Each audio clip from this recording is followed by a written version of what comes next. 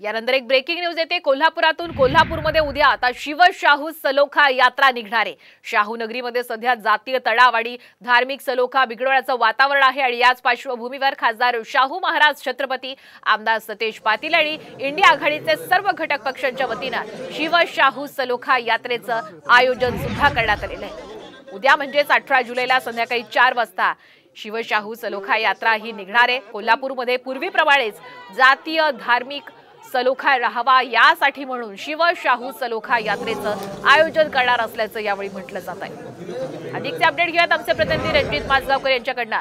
रणजित, आता कोल्हापूरमध्ये ज्या पद्धतीनं वातावरण निर्माण झालंय या पार्श्वभूमीवर आता उद्या शिवशाहू सलोखा यात्रेचं आयोजन करण्यात आलेलं आहे। कशा पद्धतीनं ही यात्रा असेल? गेली वर्षभर कोल्हापुरामध्ये विविध घटनांमुळे कोल्हापूर जिल्ह्याला गालबोट लागेल असं वातावरण निर्माण झालेलं आहे। जातीय तणाव, जातीय तेढ निर्माण होऊ नये आणि पुन्हा एकदा लोक गुन्हा गोविंदाने राहावेत यासाठी शाहू महाराज छत्रपती यांच्या वतीनं, इंडिया आघाडीच्या वतीनं शिवशाहू सलोखा यात्रा काढण्यात येणार आहे।